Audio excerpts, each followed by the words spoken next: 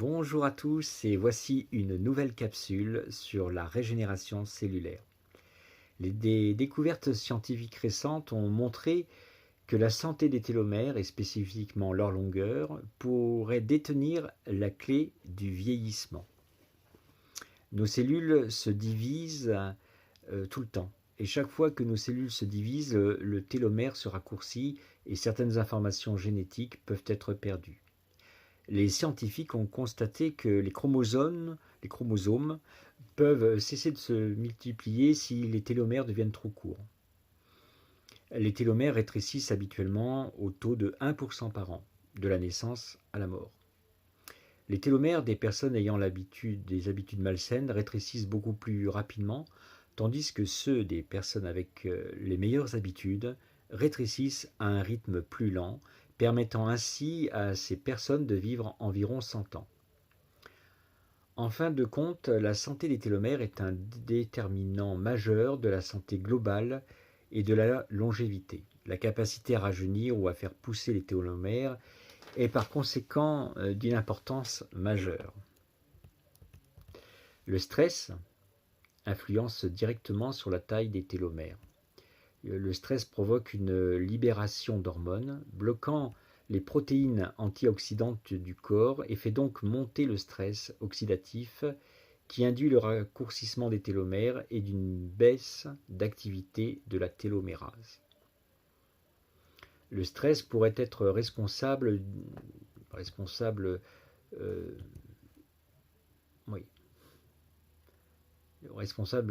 d'une perte de l'espérance de vie, et ce jusqu'à 10 ans.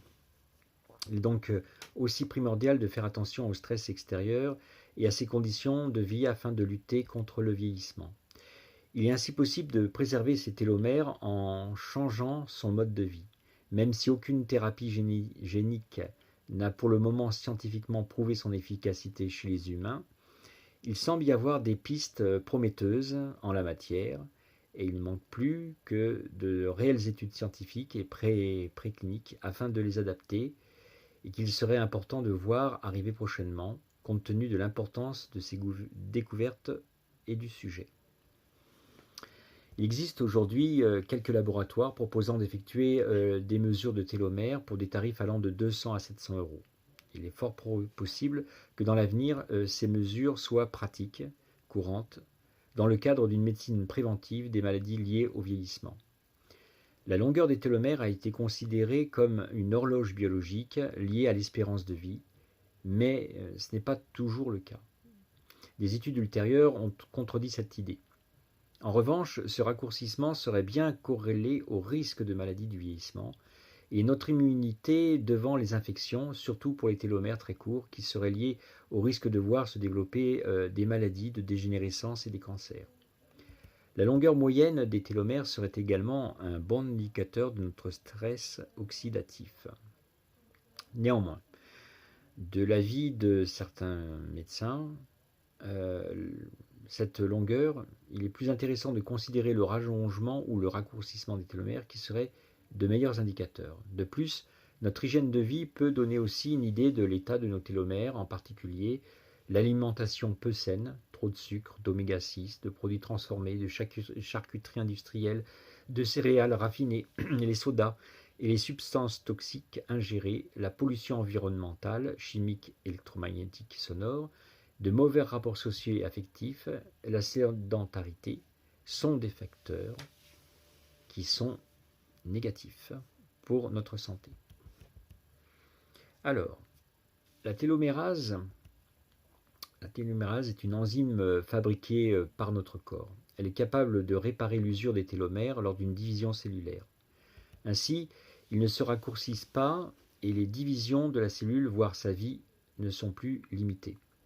Il a été constaté par les chercheurs que la longueur des télomères est liée au potentiel longévité de chaque personne et permet de définir l'âge d'une cellule. À 80 ans, la longueur des télomères s'est réduite de moitié par rapport à la naissance. Le raccourcissement des télomères et l'activité de la télomérase sont liés à divers phénomènes biologiques comme le cancer, des maladies cardiovasculaires, la baisse de l'immunité. Des études ont montré que des stress psychologiques importants pouvaient aussi influencer. Des chercheurs d'Harvard pense que le raccourcissement des télomères entraîne une dégradation de la mitochondrie, ce sont des petites génératrices d'énergie dans nos cellules, ce qui accélère le vieillissement. La formule que je propose doit être prise dans son intégralité et ne doit pas être modifiée, car c'est une base pour les télomères, sans provoquer de maladie. Grâce à la télomérase qu'elle fabrique, ces cellules deviennent immortelles et peuvent se diviser indéfiniment. La présence de télomérase est ainsi un des facteurs qui permet la croissance rapide. La formule n'est pas efficace si elle est prise sans conscience, sans intention. Par exemple, une personne placée dans un coma artificiel, et si on lui injecte la totalité de la formule, cela n'aura aucun effet sur son corps. Par contre, il est important d'être en possession de toutes ses facultés mentales et physiques. Il est essentiel de ne pas avoir de maladie, ni aucun traitement de médicaments. De plus, la formule ne peut pas avoir une action réelle, que dans la mesure où les 4 corps sont tous bien alignés. Cela demande beaucoup d'efforts, mais cela est possible. Je vais donc vous donner les bases des alignements qui ouvrent l'ensemble différents vortex au nombre de 7.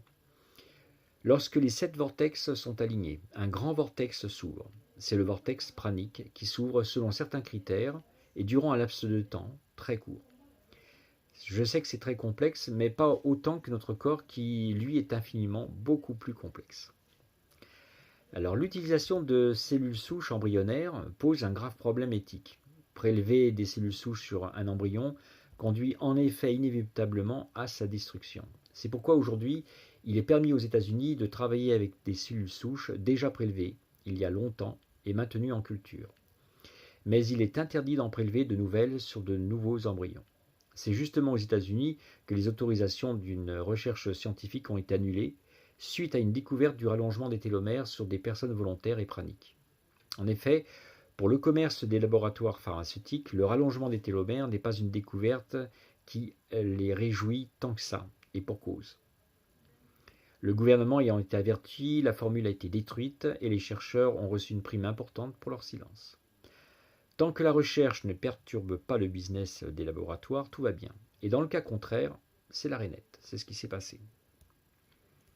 Alors, notre corps, sans nourriture et sans eau, durant 3 jours, et la première étape est passée.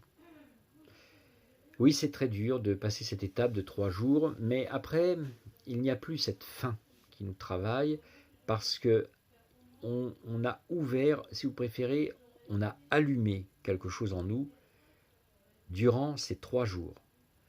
3 jours qui permettent d'allumer quelque chose en nous et donc de passer cette étape. Une fois que vous avez passé, le plus dur, c'est les 3 jours. Après cette étape, c'est comme l'eau d'un ruisseau. Si on met un colorant noir très puissant dans l'eau, l'eau devient noire et ça ne donne pas envie de la boire. Notre corps devient noir lorsqu'on mange quoi que ce soit. Même des fruits, rien n'y échappe, même si c'est bio, sachant qu'il n'y a plus rien de bio. C'est comme si notre ruisseau intérieur devenait noir. Mais au bout de seulement 3 jours, la lumière permet de voir l'eau de notre ruisseau propre, clair, limpide, et la transformation commence. Notre corps est capable de fabriquer 1/4 de litre d'eau juvénile, qui est une eau pure, et qui permet de vivre en parfaite autonomie, sans manger ni boire. Ensuite, au bout de 7 jours, une autre transformation encore plus subtile, mais aussi encore plus profonde, intervient au cœur de nos cellules. Notre corps physique, n'ayant pas l'habitude de fonctionner de cette façon, perd obligatoirement du poids, mais ce n'est pas grave. Et ce n'est pas important puisque notre vrai poids va revenir une fois que vous aurez passé le grand vortex pranique. Quand je dis vous, c'est nous aussi, enfin c'est moi aussi.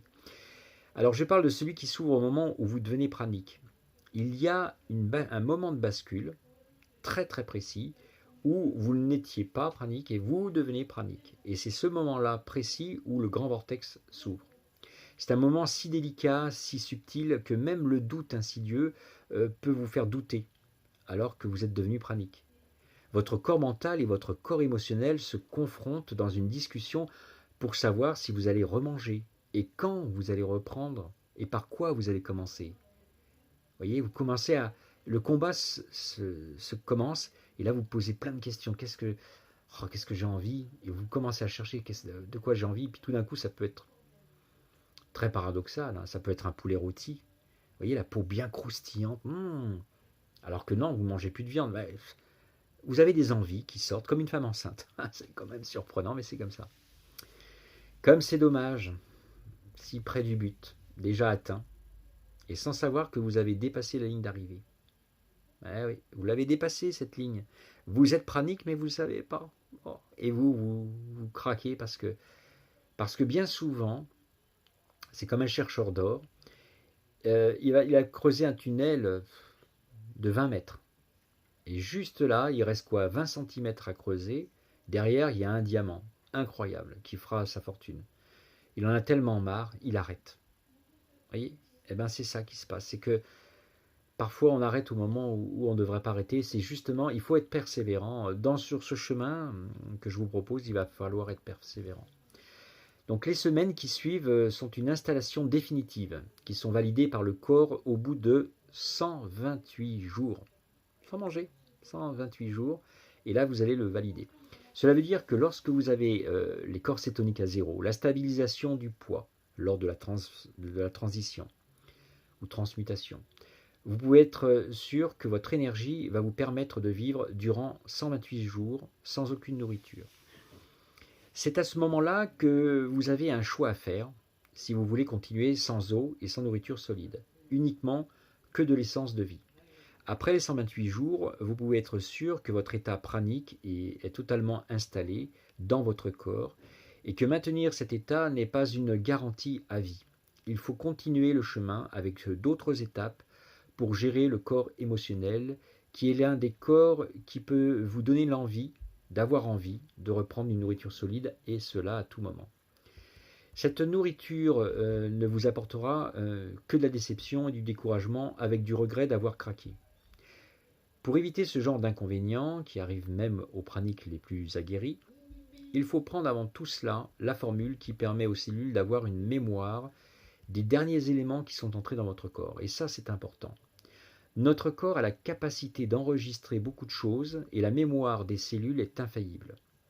C'est une véritable caisse enregistreuse et vous ne pouvez pas lui mentir.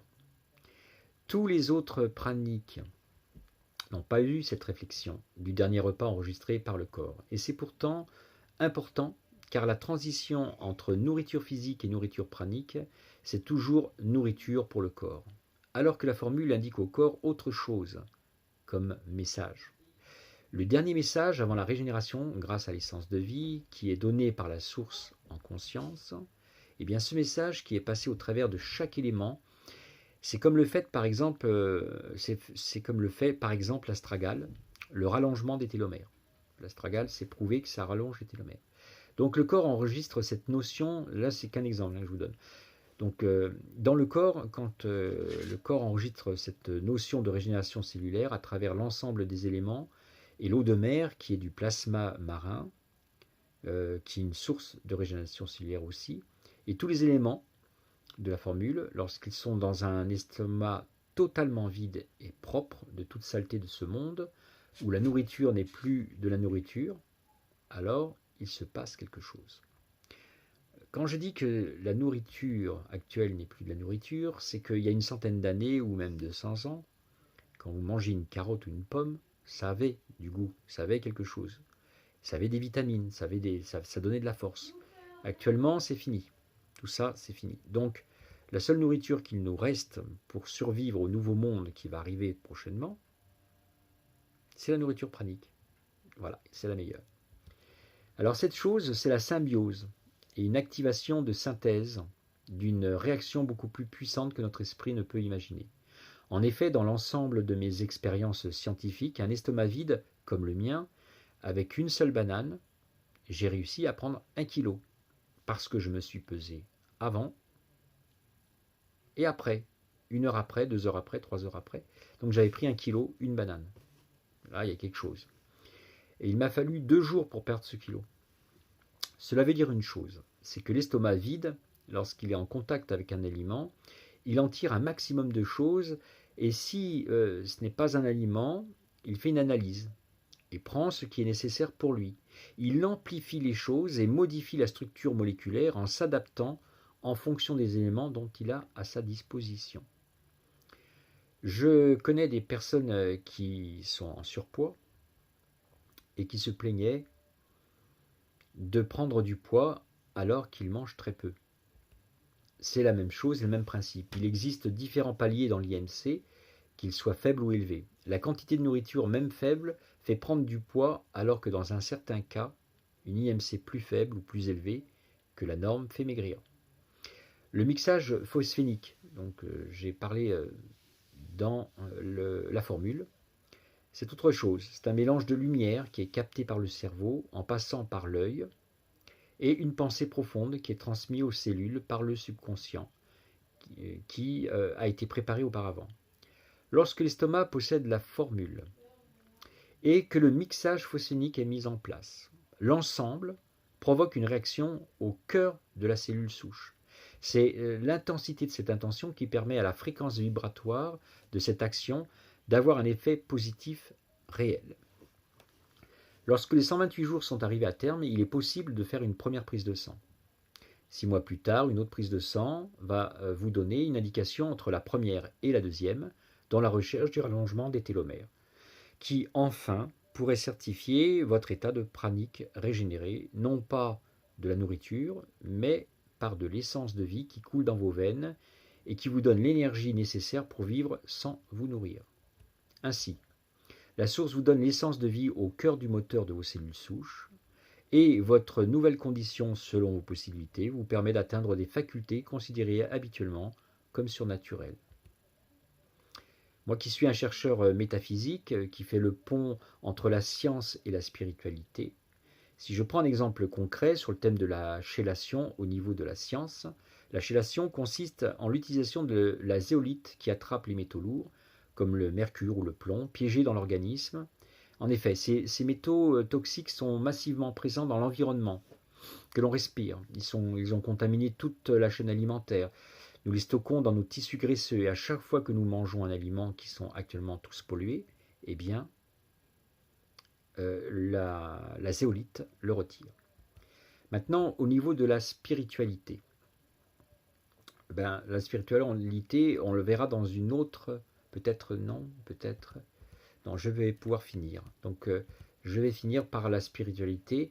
Les 4 différentes formes de méditation qui contribuent à purifier l'esprit des métaux lourds, c'est la pleine conscience, la plus facilement accessible. Elle consiste à focaliser son attention sur les émotions ressenties à l'instant présent pour augmenter sa concentration et évacuer un léger stress.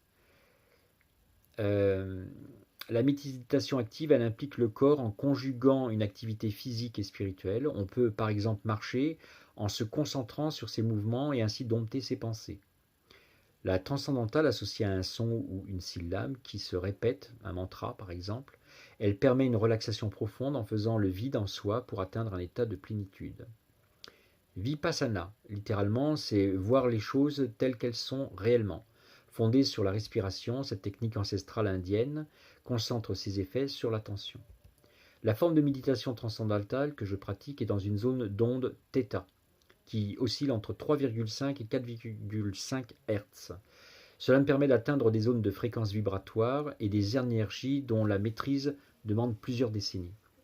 Dans la suite du projet, vous allez voir les éléments comme des vidéos qui expliquent ou des documentaires de science qui confirment ce que j'ai à vous dire. Voilà pour cette petite capsule qui a duré un peu plus longtemps, je suis désolé, mais qui était nécessaire de dire. Voilà, je vous souhaite donc une très bonne journée et puis je vous dis à très bientôt. Merci, au revoir.